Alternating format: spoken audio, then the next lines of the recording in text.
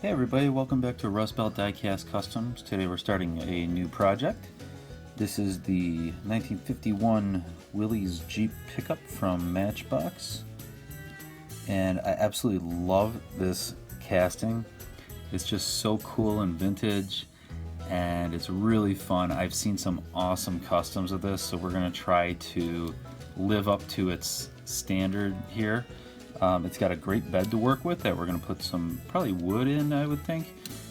And I'm still on the fence. I was going to make this into a work truck originally, like a beat up work truck with some like ripped up decals on the doors, some rust and stuff. But now I'm thinking I want to turn it into a tow truck. So I don't know where this is going to go, but stay tuned. I do have some donor wheels, so we're doing something. That was off of this rocker hype. So stay tuned for the 1951 Willys Jeep from Matchbox makeover. First thing I wanted to do with this 51 Willys Jeep was do a little wheel swap. So I got this Hot Wheels Hyper Rocker. It had these big wheels on it, nice axles too that I think will fit.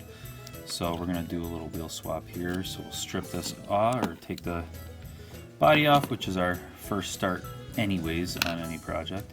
And I think we're gonna maybe do original paint with a rust effect over it, because that was actually a request from the YouTube channel, or maybe it was from Instagram. Somebody requested that we try that. So we're gonna try original Matchbox paint with some of the rust effects and weathering effects on it.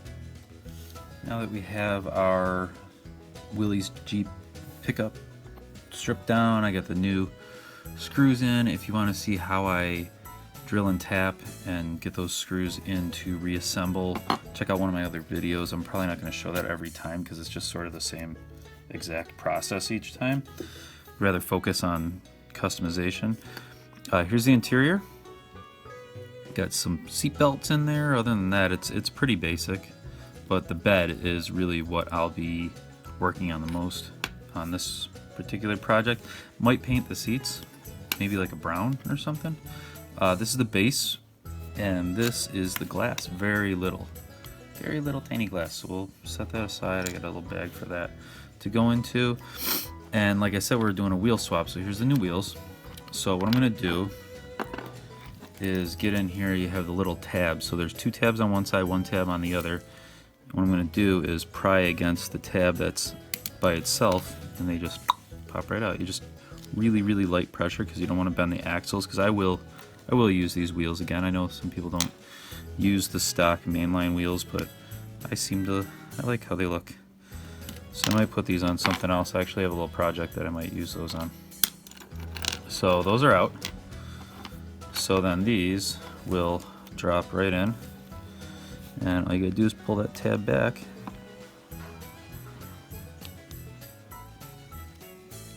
And they slide in.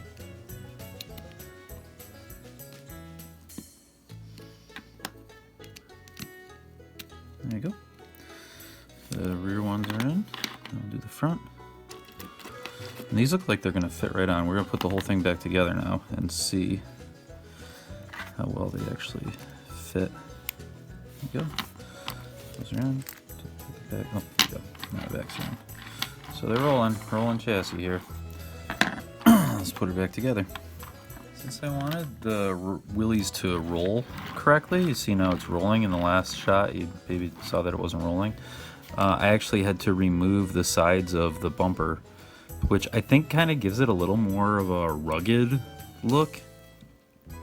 Should have had a before and after, but you saw it before. But it gives it more of a rugged look now, more of a kind of a field car sort of look. So had to do that. Sometimes you gotta do that stuff. Now we're gonna do the requested part of it. Somebody requested to use the sea salt paint chipping technique over original paint. So we're gonna give that a shot. I don't know how it's gonna turn out, but I think it might be pretty cool. So I decided to use this blue. This is again the 2X Rust-Oleum. I love this stuff. But I wanted to do blue. I thought that a blue work truck or tow truck, whatever this is gonna end up being, would be a pretty cool look. So I'm going to show you the method here again. I do have a separate video just on sea salt paint chipping, but since we're doing over stock original paint. Wanted to do it again, so you just do water with a little brush, and you put it wherever you want the original paint to show, which is usually like right around the tops, cracks in the, or separations in the hood, whatever. And then you're gonna take the salt. A little awkward filming it again, but kind of take it, and I like pat it down a little bit. I feel like you get better coverage that way. But you can see how it's, can you see? Yes. You can see how it kind of just blobs up. That's how it's supposed to look. And I learned from doing this a couple of times to always have a dry brush here and get the salt off of the areas that you maybe don't want coverage, because that stuff will stick the second the paint touches it. I thought the paint was just going to blow it right off. It did not. So I want to do that. I want to get a little bit on the sides of the hood here, and then we're going to go through with some rust paint technique too, to kind of finish off this look.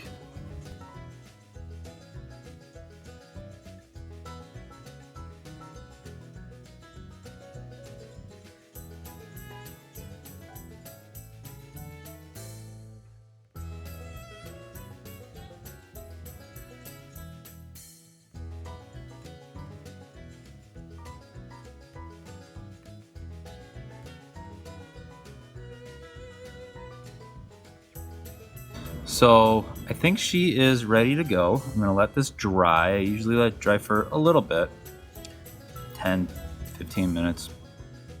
And then we'll spray it with the blue and see how she goes. Now that we're ready to paint, this is a great reminder to follow me on Instagram at rustbeltdiecast.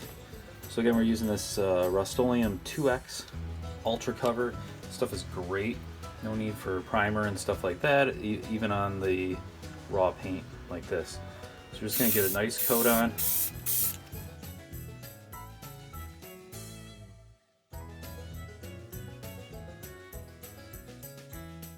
That looks pretty good. The reason why you want to look around and make sure there's spots that you haven't hit by the salt is because it'll actually look like spray paint as opposed to chipped paint. So there it is, we'll let it dry. I love this bright blue, this is gonna look so sharp. Now that our paint is dry, it's time for the next step in the process, which is brushing off the salt. So for this, I have a variety of tools. I have paintbrush, or toothbrush, paintbrush that's relatively stiff. I can really like poke with it, toothpick, and a little wood screw. So I will start with the paintbrush, where I'm going to be able to poke and prod at it. And you just hit it enough for it to come off. The paint is still a little bit damp. It's not fully cured yet. So you're able to get effects like the edging being kind of like really rough looking. And that's exactly what I'm going for on this. So I'll get in there as much as I can with this, and then we'll come back with the toothbrush. So you can see this is looking really nice up here on the hood. That really looks like chipped paint. And that's where you want to get those chunks, where the big chunks were. I love the way this effect looks on the roof of vehicles. That's why I'm using this kind of stabbing motion, because you can get a bigger, just a blob off.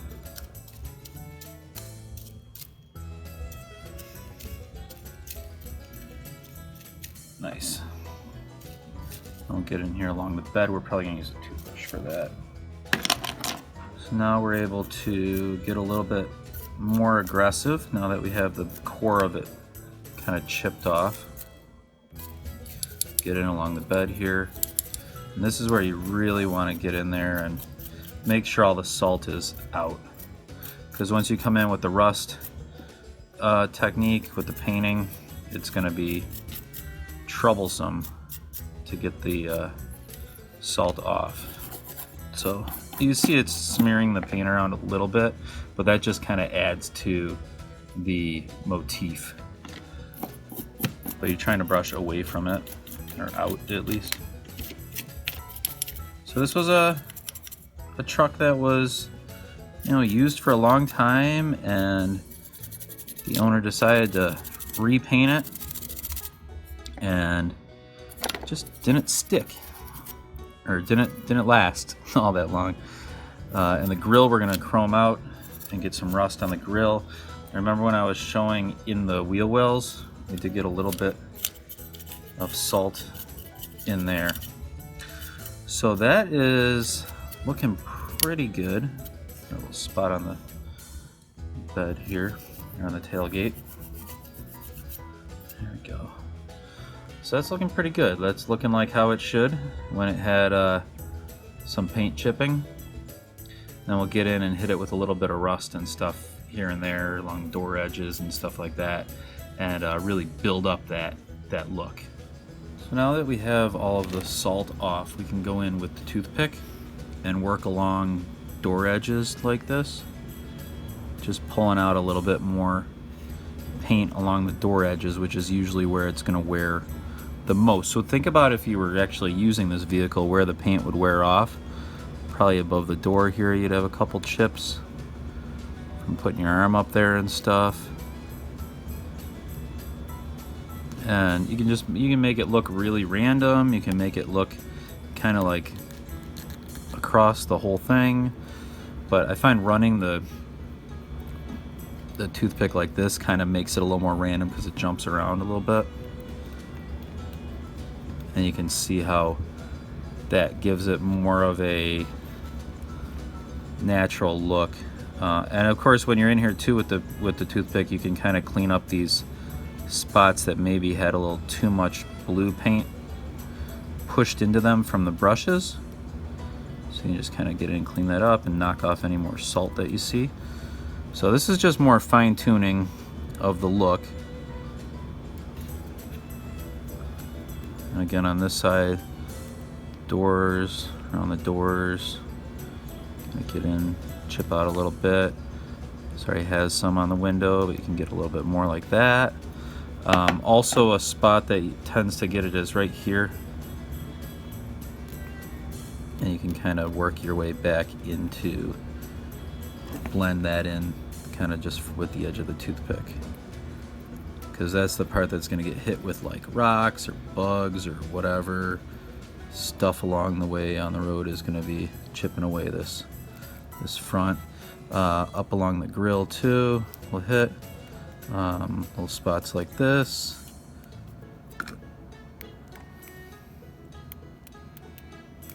So this is all going to get chromed in, and we'll add a little bit of rust to the chrome there too. Along here, any kind of like the ridges on here are going to get chipped up.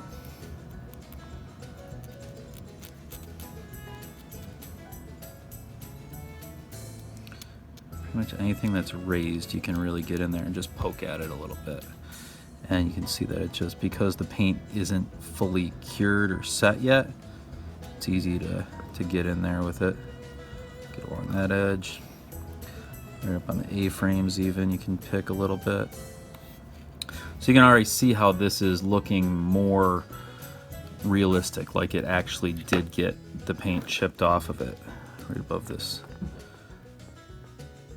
headlight. And it's also, another neat thing about this is it pulls out of some of the features that you maybe get lost in the painting process, like these little ridges on the hood. You kind of lose those in the painting process. So it's nice to be able to see them again.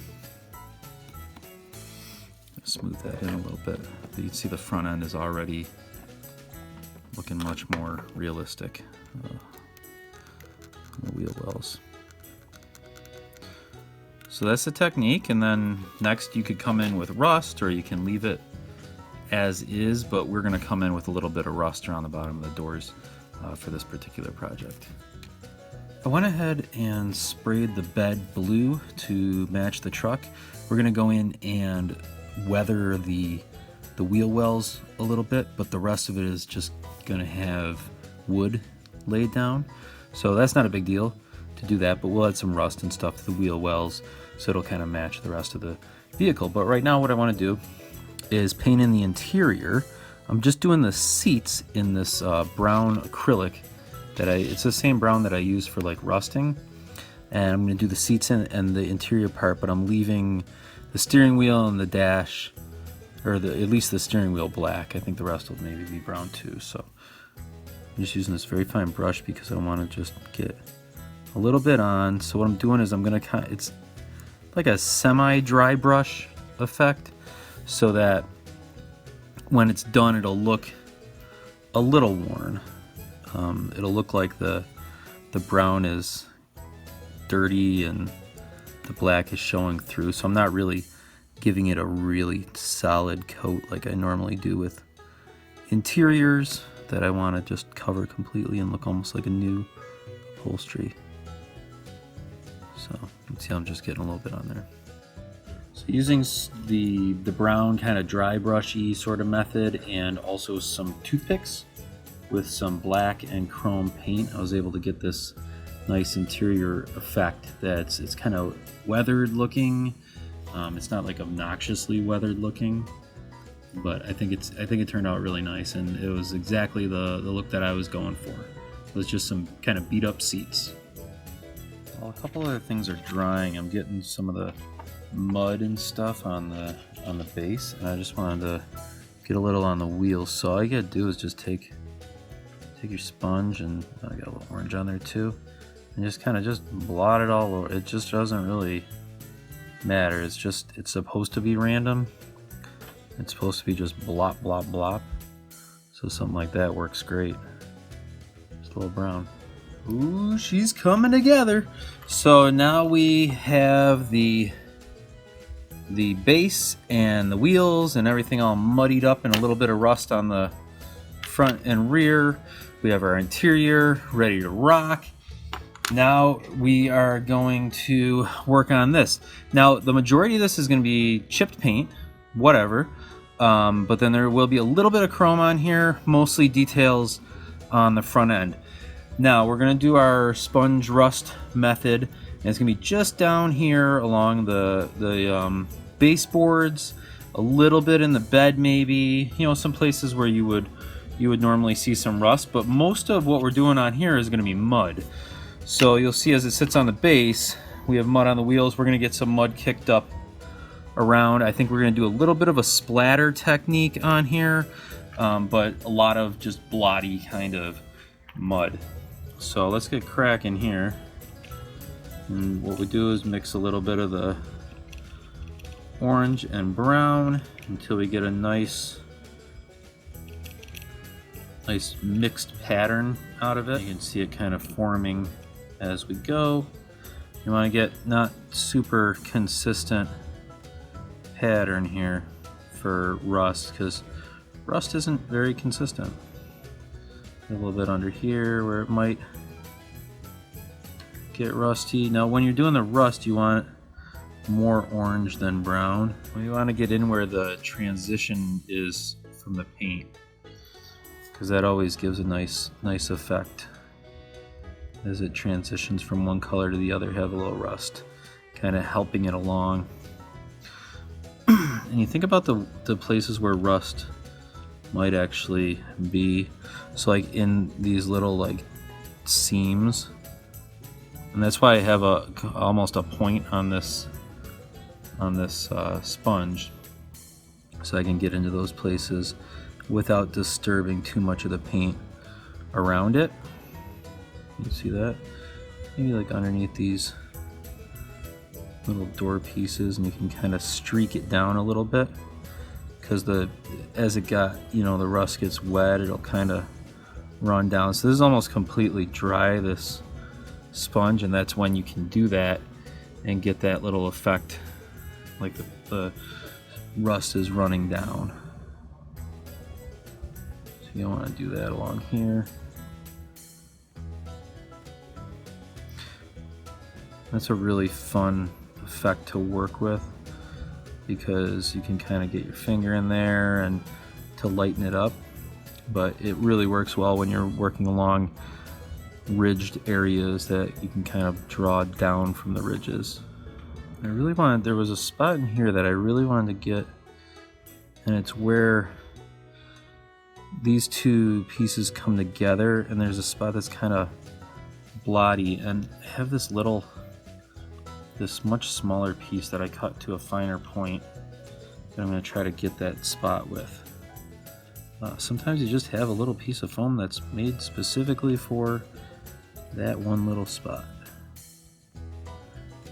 And there it goes. Oh yes, very worky. Nice. So that's what I wanted to get that that one color change there, because that was a nice spot to get a little rust in. I think I'm actually going to use this sponge now, because this is a good, get a little up on the edge of the hood there, a little bubbly rust action. I don't want to get too much on the cream color.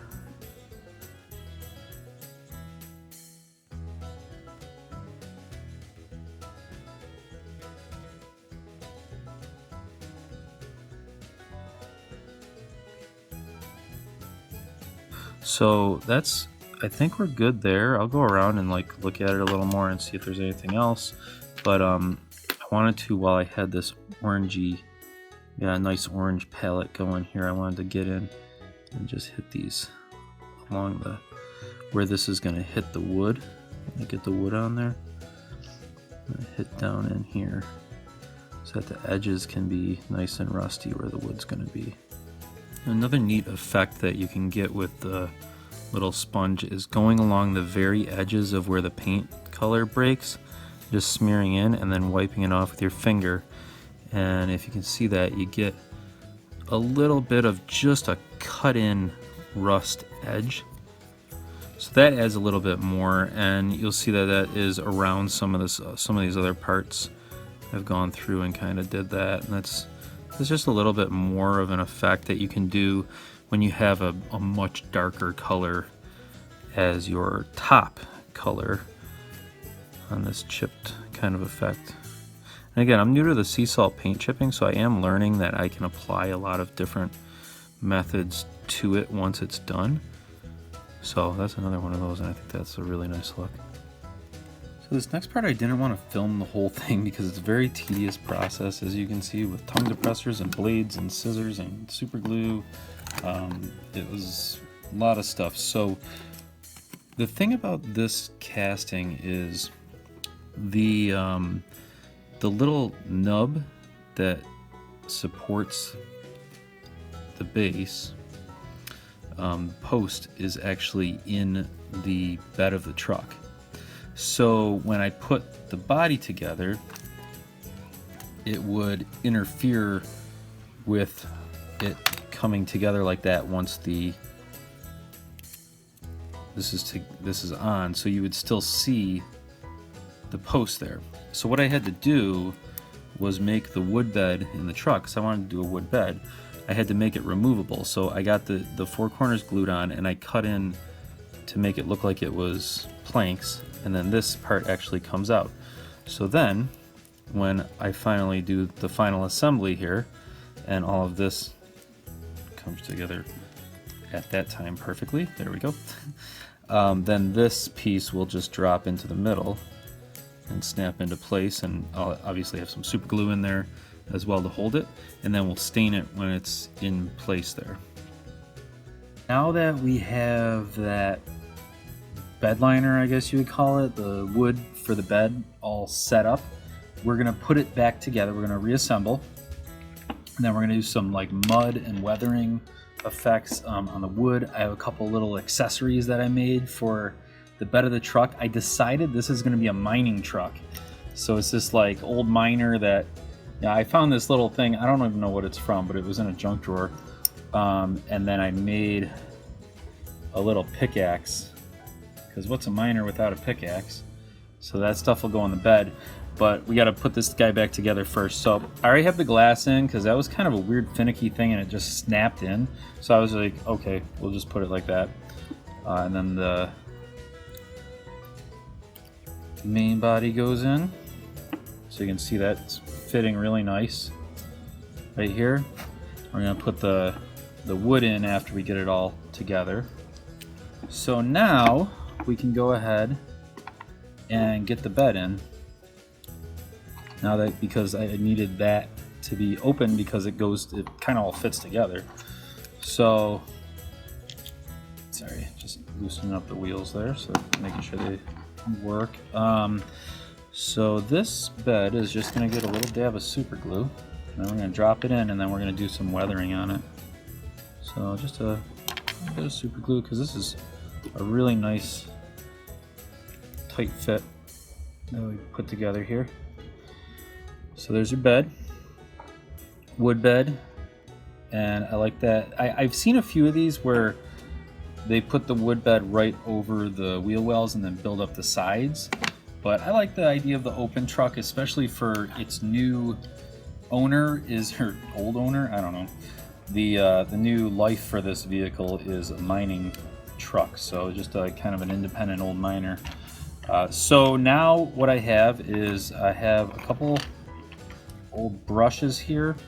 This is just some Minwax, what is it, American oak or something? I don't know. But it's actual wood stain. I like to use real wood stain. I know some people mix up paints and stuff, but I like to know that it was real wood stain. So I'm actually just kind of, it's not super wet, and just getting in and kind of, because we're going to do some other weathering effects over the top of this, some grime and things. So we're not really like heavily staining the wood, but you can just see the transition, the difference in the stain. And that's why I like to use real wood stain, because I can kind of vary how it looks.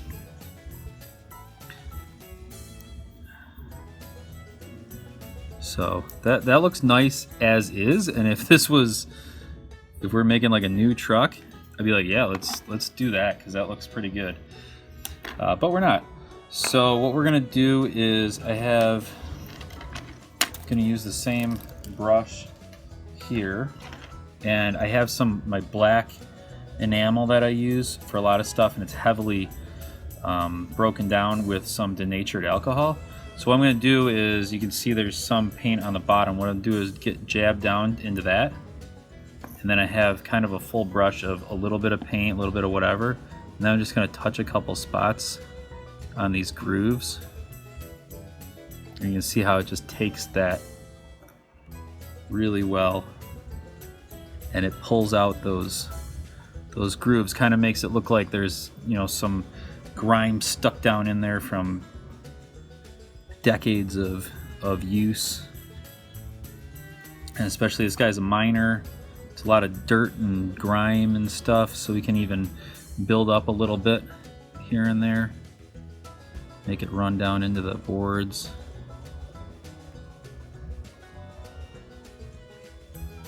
You don't want to go overboard on it. That's probably good where it is there. You don't want to go too much, because it's gonna look too uniform. We want it to look like actual stains.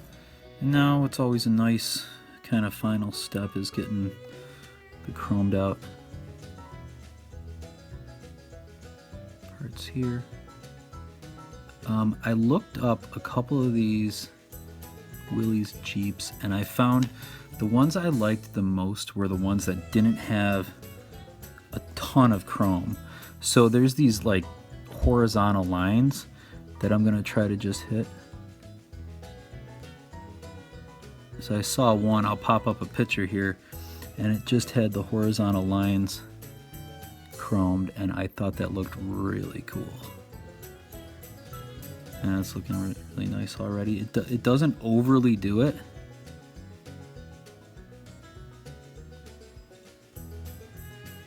And I'll touch the bottom one as well now that we got the paint loaded.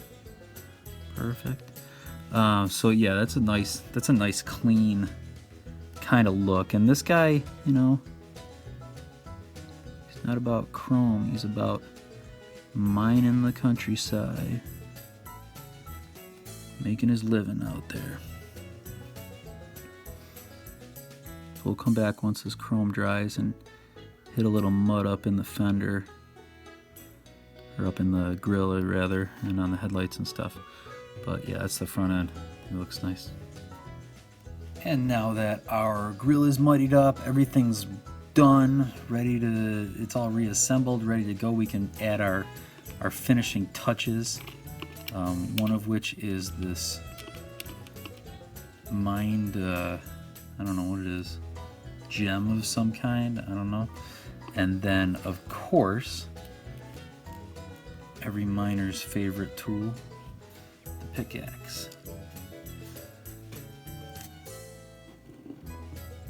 Adds a little something extra. So we've come to the end of another really fun build here at Rust Belt Diecast Customs, and before we show off the finished product, let's get a reminder of what it looked like before. So this is the 1951 Matchbox Willys Jeep Pickup, and now here it is, the finished product. Muddy tires, chipped paint, some mud on the sides, a little bit of rust. It's got it all. Nice fun front end, cut in, so it accommodated the wheels. Driver's side, the door that had been opened millions of times by the miner, the old miner. The beat up tailgate, the beat up bed, and of course inside his treasure and his trusty tool, the pickaxe. So that's the miner's truck. Thank you for watching. Subscribe if you're new. Like, comment. I love talking to you guys. And we'll see you next time from Rust Belt Diecast Customs.